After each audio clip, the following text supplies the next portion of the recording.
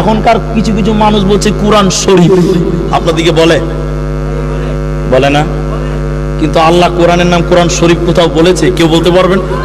অনেক তালিব ইলম আছে, মুফতি সাহেবরা আছে, মাস্টার সাহেব, শিক্ষিত মানুষ, কোরআনের কোথায় যে লেখা আছে কোরআন শরীফ?